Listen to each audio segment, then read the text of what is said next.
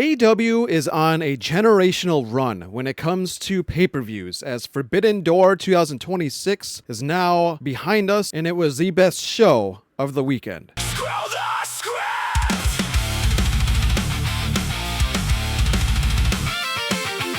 Welcome back, everybody. It's Screw Script, and as always, Maverick. Thanks for joining me this Monday night, special Monday night drop, as Forbidden Door was on Sunday, so any AEW pay-per-view that happens on a Sunday, I drop on Mondays instead of Sundays, although I did post my predictions for Forbidden Door, which I only got 2 wrong. Needless to say, it was an incredible event. It was easily, by far, without question, the best show of the weekend. It was rated way higher in Slammiversary, way higher than the Great American Bash for NXT. The final 3 matches alone, you guys, had more in-ring wrestling than the other shows did for their entire shows combined. The final 3 matches had around 90 minutes, just over 90 minutes of wrestling for Forbidden Door, and that is more than the total time that Slammiversary was, and it's more than the total time that the Great American Bash was for NXT. That is pro wrestling. That shows you that AEW puts the best pro wrestling product out there today, has been since 2019, really. Many more people are now finally realizing it, and it's not even close. Check it out right up there on Cage Match. A 9.45 at the time of this recording. And there were not 1, not 2, not 3, 4 fucking banger matches on this card that literally by the end of the show last night immediately went to my match of the year candidate list, which is now, it's growing. It's, I think, 23, 24 matches so far this year. 4 of them were added to it last night alone. And that's what we're going to talk about mostly on this video, as well as some very exciting AEW news, which I'll say at the end of the video, so stay tuned for that. But let's quickly recap Forbidden Door. The matches they're all great. They really were. I'm going to give a final rating at the end of the recap for the show. So Moxley and Bandito, solid match. Nothing to complain about there. Moxley retains. Bandito gets bloodied. He gets his mask almost ripped off by Moxley. It was a great match. Shota versus Pac, one of the only 2 matches I got wrong. And honestly, I should have thought about it a little bit longer before putting in my guess, because I completely forgot that it was for the Global Heavyweight Championship. I should have picked Shota, but nonetheless, very entertained there. Tekla versus Starlight Kid, I thought was going to be the best women's match of the night, because it was a good women's match. But man, oh man, are we going to get to Mercedes and Maya World in a few minutes here. Tekla retains in a great match. She really calling out Stardom and other women's wrestlers in their division. The tag title match between Cage and Cope and the Dogs. I predicted 2-8T, you guys.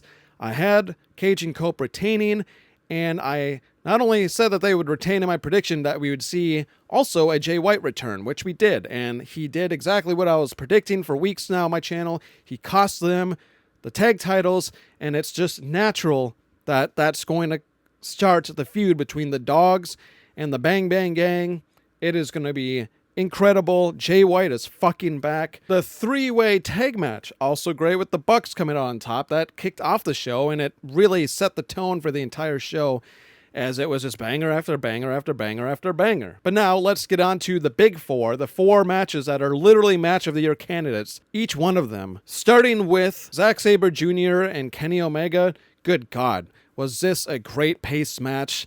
Slower, more technical, different than the typical AEW product, and it made it great because of that. Zack Sabre Jr. is great in the ring. I love his submission, technical wrestling style. Kenny Omega paired really well with him, and damn, was that a good match. Kenny Omega comes out on top. He has been hinting at redemption in his promos for a while. We'll get to the Cage match in a minute, but it seems like Omega's probably going to be the one to challenge MJF for the title at Redemption. And there's people out there that were guessing it'd be Omega and Ospreay at All In, and not MJF and Ospreay. Maybe it's a triple threat. I think you keep it one-on-one for Ospreay to have a moment like that, because I really truly do feel for months now on my channel that he is going to be the one to win it at All In, and everything's lining up for him. That was a banger match. Match of the Year candidate right there, number 1 on the card. Number 2 was that cage match. That cage match, it gave you everything. It gave you insane moments like Kevin Knight blowing up at the top of the cage and falling through tables. It gave you hilarious moments like Lio Rush, Blackheart Lio Rush in that duffel bag. You saw the turn of Andrade, and my God, AEW needs to put that shirt on. Shop AEW, it's going to sell like hotcakes. The shirt that said, fuck MJF, fuck Don. Oh man, that gave me a great laugh. The cage match had everything. And the only other match that I got wrong, Briscoe's team ended up coming out on top. I didn't even stop and think that Briscoe could just have the title match that following Dynamite. I thought he was just going to have it at Redemption. And so that's mainly why I picked MJF to win, because it really seemed like Omega was going to face him at Redemption, and now I truly feel like it's going to be. I don't see Mark Briscoe beating MJF on a random Dynamite. It's not going to happen twice like it did with Darby Allin a few months back. MJF is going to retain that title and likely going to face Omega at Redemption. Let me know down below if you think Omega beats MJF at Redemption, and it's those two at All In Wembley, that being Omega and Ospreay. Or is it going to stay the same, MJF, Ospreay, or do we see a triple threat? All in all, another match of the year candidate. And then both Owen Cup matches absolutely fucking delivered. Holy shit. Maya World and Mercedes Moné, that may have been the best AEW women's match in history. Not just of the night, not just of this year, in their short 7-year history. Easily their best women's finals in the Owen. It was better than last year's, it was better than the year before, and it was better, I think the first year, I think this is our 3rd or 4th year doing it now, maybe even 5th. All in all, it was the best. Hands down. Recency bias aside. That was also, I think, like the second longest women's match in AEW history. It may be number 1, actually. I could be wrong. Mercedes narrowly comes out on top. And Maya World, if you didn't know about her then, you know about her now. For the people that said that she was too green, I even said that she may have been too green to win this. She proved me and a bunch of other people wrong last night. That was a great women's match. Also a match of the year candidate. And then the match that happened after the cage match, Ospreay and Swerve. What else is there needed to be said? Ospreay, yet again, king of 5-star matches, 6, 7-star matches. It's insane. Another match of the year candidate. The only complaint was maybe there's a couple near falls at the end that should have finished the match, but that's just nitpicking. It was superb. And Will Ospreay cashes in his ticket to All In, beats Swerve in a bloody-ass match. My God. Swerve was dripping in a pool of his own blood at one point, especially that table spot at one point. Will Ospreay just gave him everything and then some. He comes out on top. The Death Riders come out to give him an ovation. A great way to end arguably their best Forbidden Door. I predicted like 7-8 days ago, I dropped a video saying that this could be their best Forbidden Door, and I truly felt like it could potentially be. Well, my gut was telling me right, because I think, you guys, this was the best Forbidden Door from start to finish. It was a perfect pack. For those of you who are new here, I do a 6-pack rating, cans of whip-ass rating.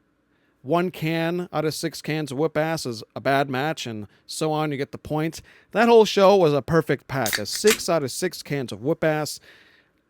Like I said, very, very small nitpicks. Nothing is exactly perfect, but that pay-per-view is on par with Double or Nothing just last month, and it's up there with the likes of All In Texas, All Out 2021, I believe it was, with the double debut of Danielson and Adam Cole. It's up there, you guys. Easily top 10, probably top 5 for me. Like I said early on in the video, Tony Khan and AEW are on a generational run. I am serious, you guys. I have never seen a run like this where back-to-back-to-back-to-back pay-per-views in 2026, all 4 of them have been monumental hits. Not a single bad match, not a single bad moment. From start to finish, well worth your money and time. I am jealous of the people that were there live. Truly, I am. I can't say that shit about WWE and TNA's product right now, and that's the truth. And now, before we go on to the DDT segment, which I love to use as the closing segment of my video, the big AEW news that I said I would mention at the end of this video, or towards the end of this video. Not only did we have one of the best pay-per-views in AEW history last night, we got a huge tease by Mercedes on her socials earlier today. I screen grabbed it for you guys right up here on her Instagram. She just simply put an image of her and Davina Rose, who is known as Bailey. Now, these two women are two of the four horsewomen from NXT. I believe the other two, if I'm not mistaken, were Charlotte and Becky Lynch.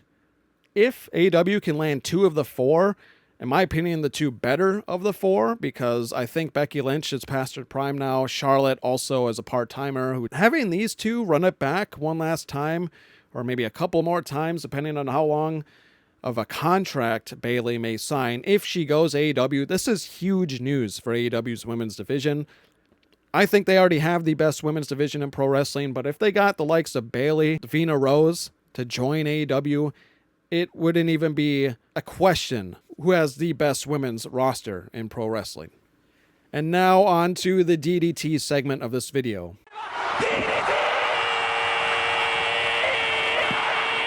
You guys, I had to go all out on the DDT segment for this video because of how great the show was. It got a lot of E-stands and AEW haters fucking pissed. So I got not one, not two, not three, four, and maybe a record, 4 in one segment for you guys. Enjoy. Here's the first one. Cruising with Kayfabe, not that account, but the comment down below.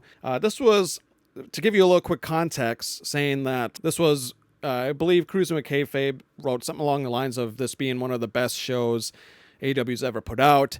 It's another great show, another like perfect show like Double or Nothing was a month ago. And this Joe Kerr guy, you're the first quarter of the 4 DDTs in this segment. He goes on to say, you guys say this same thing about every pay-per-view, every match, every show. At some point, it all turns into BS. And Cruising with Kayfabe, shout out to you over there, whoever wrote this, just cooks him, annihilates him, saying it's almost as if because AEW has constantly delivered on pay-per-views. Sorry you are too jaded and miserable to see that. Absolutely demolished and completely true. And for that reason, you're the first of the 4 for the DDT segment. Second one was somebody that I got that commented earlier today. I screen grabbed it on my video from last week about Bully Ray and Eric Bischoff. This is a long one, but he basically goes on to say AEW will probably never make as much money as WWE, but that doesn't matter, quoting me. When the only medicine you take is a good old bottle of copium and it is business, it will always be better. TNA has come much closer to competing with WWE than AEW ever will. Nice fake laugh. By the way, when you read about Bully and Mox, Bully could definitely destroy Mox. They are on the same level. Mox had to cuss and fake bleed to get over. Bully doesn't. Bully Ray will forever be 15 times better at his job than Mox ever will. Mox is overrated by the AEW fans. AEW has much better talent than Mox that they have to be pushing, and he just goes on. Oh my gosh. And I basically just down below say, after the best show of the weekend just ended, Forbidden Door, thanks for the good laugh. We've already been through this in that video last week, and this guy is completely wrong, so he's part 2. Part 3 goes to this person. Before the show started, when I think this was AEW's post, like a couple of hours before the show started, Lee Dale 17 goes on to say, what match is going to outshine the triple threat match from last night? Referencing the show in Saudi Arabia. And Terry Kearney goes on to say, multiple choices. Reversed Figures 4 goes on, probably one of the buy-in matches. Night of Champions was a below-average pay-per-view. Forbidden Door will be light years better than that sloppy PLE. And it was 1,000% better. So for those reasons and getting called out by those people, you're the 3rd DDT on the list. And the best for last, Tommy Spillman. Night of Champions, smoked all of them. I commented on a post comparing to the 4 shows from this weekend: Night of Champions, Forbidden Door, Great American Bash, Slammiversary. Forbidden Door easily was the best. This person said what he said, saying that Night of Champions smoked all of them. I simply said, a bag of blunts, you smoked all of them. What are you on? Forbidden Door was incredible.